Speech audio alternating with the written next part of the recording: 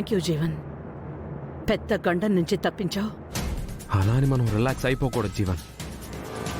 మనం ఏ అబద్ధం నిజమని నమ్మించామో ఆ అబద్ధాన్ని నిజం చెయ్యాలి.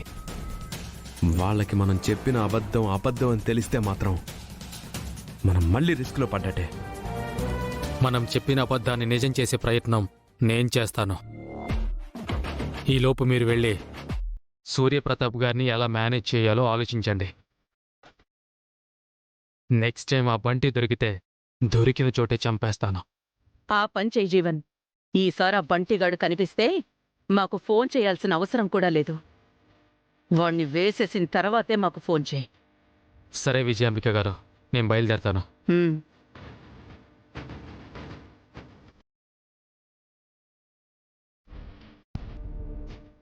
దీపక్, మనకున్న లాక్లన్నీ ఓపెన్ అయిపోయాయి. మనం పెట్టుకున్న ఆశలన్నీ అడియాసలైపోయాయి. రాజు రూపల్ని దూరం చేసి రూపతో నీ పెళ్లి చేద్దామనుకున్నాను. అది ఈ జన్మలో జరగదు. ఆ బంటిని లేపేసి రూపకి కొడుకున్నాడన్న విషయం తెలియకుండా చేద్దామనుకున్నావు. కానీ రూపకి నిజం తెలిసిపోయింది. ఇక మిగిలింది మీ మావయ్యకి నిజం తెలిసిపోయి మనల్ని బయటికి గెంటేయడమే. అలా జరక్కముందే మనమే బయటికి జంప్ అయిపోతే బెటరేమోరా. ఏమంటున్నావు మమ్మీ? అవునరా, నీకేదైనా ఫారెన్ సంబంధం చూసి నీకు పెళ్లి చేస్తాను. ఎంచక్కా ఫారెన్కి చెక్కేద్దాం. ఐడియా బాగానే ఉంది మమ్మీ. ఏం విలువ ఉంటుందక్క? అలా అనుకోకూడదు తమ్ముడు. నువ్వు నమ్మిన వాళ్ళు నిన్ను మోసం చేశారని, నిన్ను నమ్ముకున్న వాళ్ళని నువ్వు మోసం చేయకూడదు కదా. నేను మోసం చేయడం ఏంటక్కా? నీతో ఒక ముఖ్యమైన విషయం మాట్లాడాలని వచ్చాను తమ్ముడు. మమ్మీ, రాదీపు, కరెక్ట్ టైంకొచ్చావు. అక్క, ఏదో ముఖ్యమైన విషయం గురించి మాట్లాడాలనో? తప్పుగా అనుకోవద్దు తమ్ముడు. నువ్వు అడిగితే నేను తప్పుగా ఎందుకు అనుకుంటానక్క? ఏంటో చెప్పు. ఏమీ లేదు తమ్ముడు, మన దీపక్కి పెళ్లి చేద్దాం అనుకుంటున్నాను.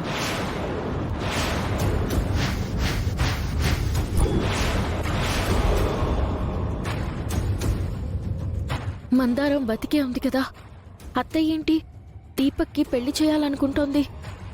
మందారాన్ని ఇంటికి తీసుకురావడం ఆలస్యమైతే మందారం అన్యాయమైపోతుంది.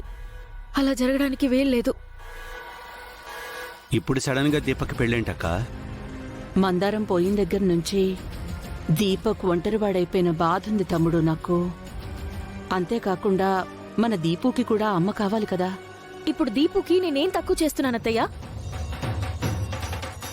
అవునానమ్మా, నాకు మమ్మీ ఉంది కదా, మళ్ళీ ఇంకో మమ్మీ ఎందుకు?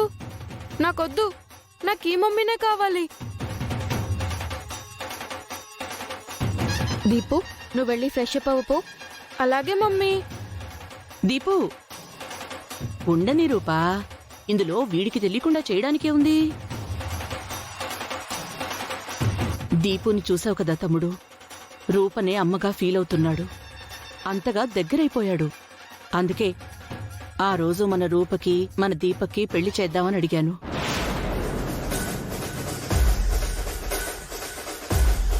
ఆ రోజు రూప నువ్వు ఇద్దరూ నా మీద కోపడ్డారు. మీకిష్టం లేకుండా ఎందుకులే అని ఆ విషయాన్ని లైట్గా తీసుకున్నాను. కానీ ఈ మధ్య నా మైండ్లో ఏవేవో ఆలోచనలు తెగ తిరుగుతున్నాయి తమ్ముడు. రూపారాజు కలుస్తున్నారు, కలిసికట్టుగా అన్నీ చేస్తున్నారు. అంటే ఈ రోజు కాకపోయినా ముందు ముందైనా వాళ్ళిద్దరూ కలిసిపోయే ఛాన్స్ ఉంది తమ్ముడు.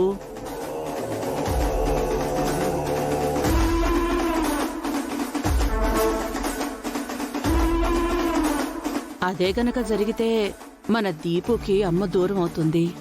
అప్పుడు దీపుకి మనం ఏం సమాధానం చెప్తాం తమ్ముడు?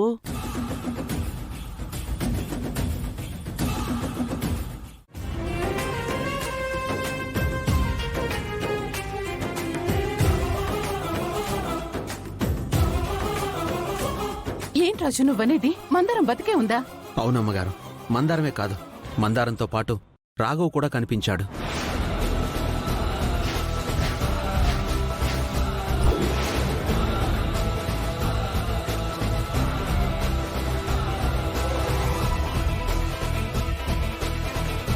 అదేలాగరయ్యా? ఆ రోజు నువ్వే కదా మందారం సిటికి నిప్పంటించినది. అవునానా, మందారం ప్రాణాలతో ఉండడం నేను కళ్ళారా చూశాను. మందారం చనిపోయిన రోజే రాఘవ్ కూడా మిస్ అయ్యాడు. మళ్ళీ మందారం రాఘవ ఇద్దరూ ఒకే దగ్గర కనిపించారు. కనిపించినట్టే కనిపించి మళ్ళీ మాయమయ్యారు.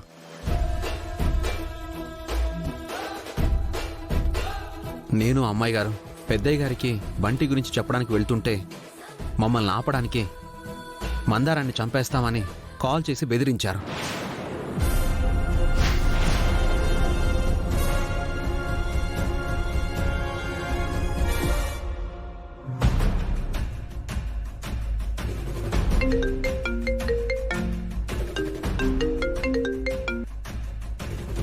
చెప్పండి అమ్మాయి గారు.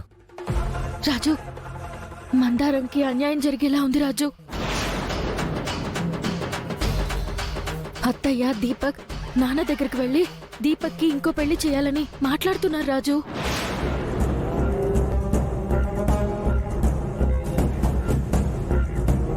వీలైనంత తొందరలో ఏదొక సంబంధం తీసుకొచ్చి దీపక్కి పెళ్లి చేయాలని చూస్తున్నారు.